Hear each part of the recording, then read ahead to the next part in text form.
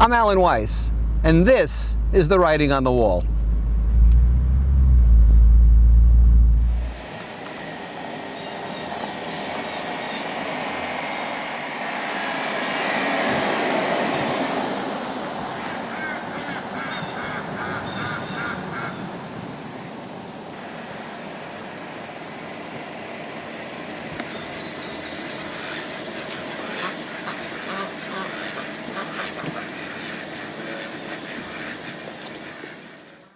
Own the issue.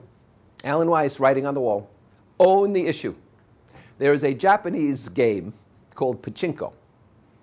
And you sort of, it's a variation of pinball, but you pull this plunger and the ball goes up, pachink, pachink, and it goes through all these things. I'm not quite sure what the point of the game is. I think these have to align in a certain way. But it's not unlike a pinball machine. And a lot of us get battered around like a pinball, or as if we're in a pachinko machine. We get battered around from desk to desk to desk. People say to me, that's not my job. TNMJ, that's not my job. And I get placed on hold again and I go someplace else. You've all experienced this. You've experienced it with airlines and insurance companies and all kinds of things. And you know the interesting thing? People just want to get issues off their desk when they're like that. They just want to get it off their desk and go about their work. And their work is very menial, very small. But if we escalate issues and we demand to talk to supervisors and managers and we actually get them on the phone, we usually get our way. But at the company's expense, because it's taken more to solve the issue, it's failure work, and it's taken more of our time. Of course, a lot of times, these people who want to get things off their desk, if you ask for their manager, they'll put you on hold, but it's perpetual hold, it's PH. You never get off perpetual hold. This happens all the time. So with insurance and airlines and internet sales, they're famous for customer pinball, but not ping pong. See, in ping pong, you get to hit the ball back. Not in pinball, the machine is hitting you. When I've been asked to improve my corporate clients' service levels, and I've been asked to do that a lot in the past, I tell them the following, and I give this to you as my gift. When you receive an issue, you own it. If you hear it, if you read it, if you're told it, if you encounter it, you own it. You can't pass it off. Now, you might need to get help, you might need to get authority, but you own it. Think about that with your personal relationships too, but I'm not going any farther in that direction. And so you can't pass it off to someone. You're responsible to the customer or the client or the colleague who brought it up to you. I had a big client here, Fleet Bank.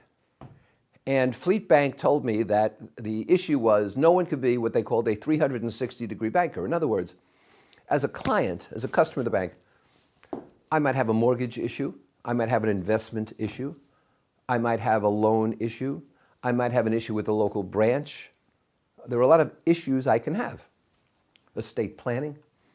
And no one banker could take care of all that. They're not expert in all those different areas. I told them that might be true, but one banker can be the interface. One banker can be the advocate. So if Jane Smith gets a concern from that customer, it's her job to find the mortgage expert or the investment expert or the lending expert who can provide the help and then get back to the customer. You can still own the issue. You don't have to be an expert in all things except the interface. And by the way, just as an example, the best consulting firms in the world have engagement managers. The worst have handoffs. The same thing with hotels. The worst hotels hand you off.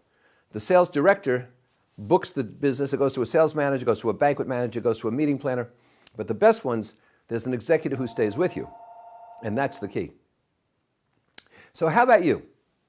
When you serve on committees, when you serve on teams, when you're dealing with your family, do you own the issues or do you punt? Do you own the issues or do you swat them away? Do you own the issue or are you controlling the pinball machine, whacking that other person's issue? If you own issues, they'll be resolved faster. If you demand that others own the issue and not refer you, not delegate you, you'll get things done quicker. It's not so difficult, but you got to own the issue. You know, my dogs don't come running to me when another dog barks at them. They deal with it.